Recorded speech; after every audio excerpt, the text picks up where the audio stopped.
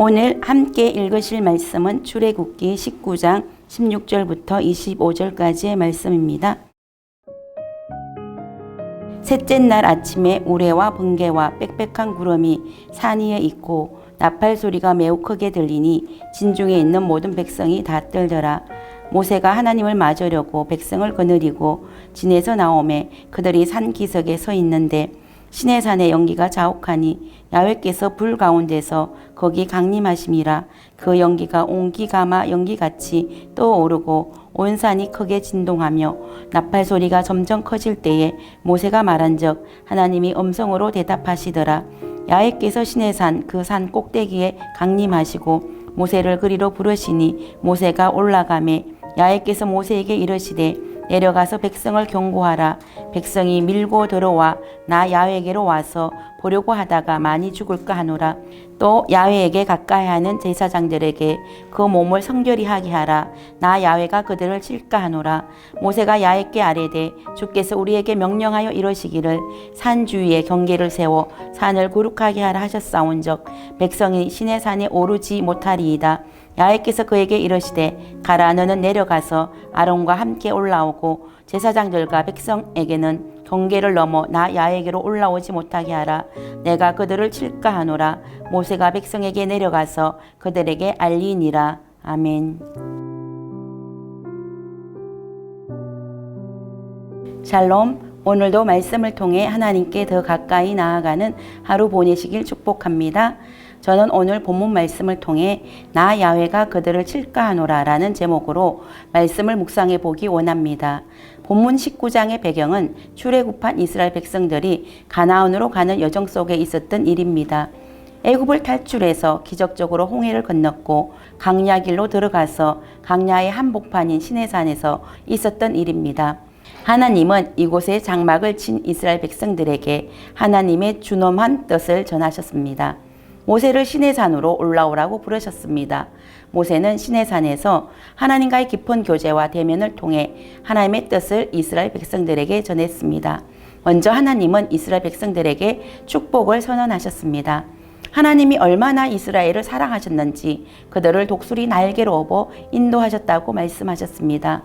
그리하여 이스라엘 백성들이 하나님의 말씀을 잘 듣고 언약을 지키면 이스라엘 백성들을 하나님의 소유가 되게 하시겠고 이스라엘은 제사장 나라가 되고 그들은 거룩한 백성이 될 것이라고 하나님의 축복을 선언해 주셨습니다. 그리고 그들에게 성결할 것을 명령하셨습니다.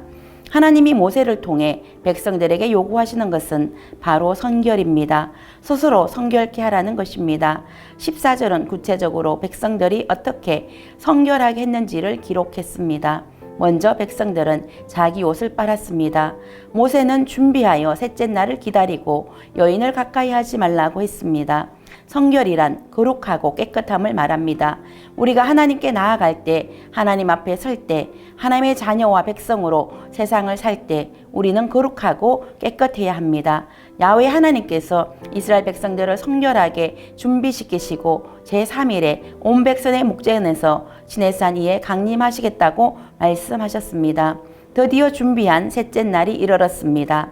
야훼 하나님께서 셋째 날 아침에 우레와 번개와 빽빽한 구름이 산 위에 있고 나팔 소리가 매우 크게 들리니 진중에 있는 모든 백성들이 다 떨었습니다. 하나님께서 시내산 위에 강림하셨습니다. 하나님은 영이시기에 인간처럼 육체가 없습니다. 이때 나타난 연기는 하나님의 이온과 영광을 상징합니다. 불은 하나님의 권능과 심판을 상징합니다. 하나님은 모세를 만나 제일 먼저 이런 말이 내려가서 백성들에게 함부로 올라오지 못하도록 경고하셨습니다. 출애굽기 19장 12절 또 야훼에게 가까이 하는 제사장들에게 그 몸을 성결하게 하라. 나 야훼가 그들을 칠까 하노라. 아니 하나님께서 온 백성의 목전에서 시내산에 강림하시겠다고 하셨다면 당연히 모든 이스라엘 백성들이 하나님이 강림하시는 그 현장에 가고 싶지 않겠습니까?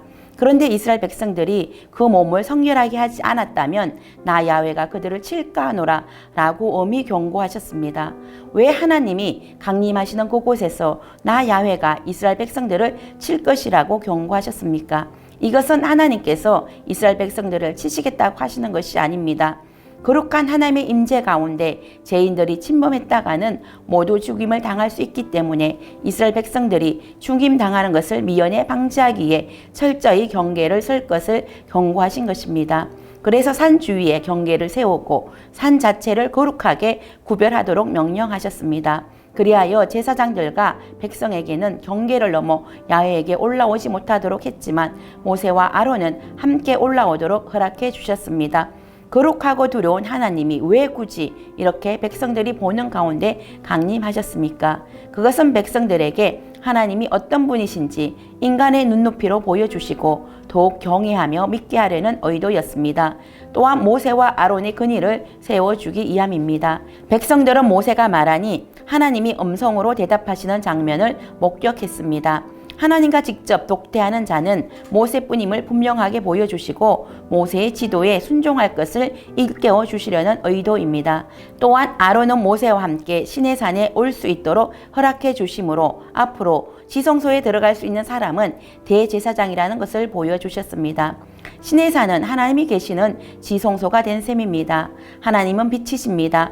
해전하는 그림자도 없으십니다. 아무리 작은 죄도 같이 할 수 없는 분이십니다. 그러므로 하나님을 가까이 하려면 철저하게 자신의 몸을 거룩하게 성별해야 합니다. 하나님은 지금의 우리에게도 동일하게 말씀하십니다. 너희 몸을 거룩하게 성별하고 하나님께 가까이 나와라. 그렇지 않으면 죽음을 면할 수가 없습니다. 그런데 놀랍게도 예수님이 십자가에서 죽으실 때 성소와 지성소를 나누었던 성막이 찢어졌습니다. 대제사장만이 들어갈 수 있었던 경계가 허물어졌습니다. 우리의 대제사장 되시는 예수님이 자신의 몸을 제물로 드려주심으로 죄인인 우리가 경계를 넘어 하나님께 나아갈 수 있는 길을 열어주셨습니다. 이제 죄로 말미암아 죽을 수 있다는 두려움이 없이 담대하게 지성소로 나아갈 수 있는 은혜를 저와 여러분에게 허락해 주셨습니다.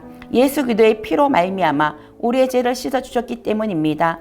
우리는 예수 그리스도의 보혈로 우리의 옷을 씻고 우리의 죄를 씻어 은혜의 보좌 앞에 담대히 나아갈 수 있는 은혜를 입은 자입니다.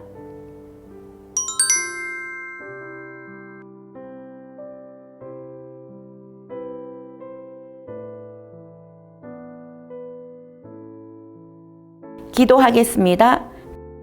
거룩하신 하나님께서 우리의 몸을 거룩하게 성별하고 하나님께 나오라고 말씀하셨습니다. 날마다 우리 자신을 예수 그리스도의 보혈의 피로 거룩하게 성별하고 은혜의 보좌 앞에 담대히 나아가 하나님의 임재를 경험하는 삶을 살게 하옵소서. 예수님의 이름으로 기도드립니다. 아멘.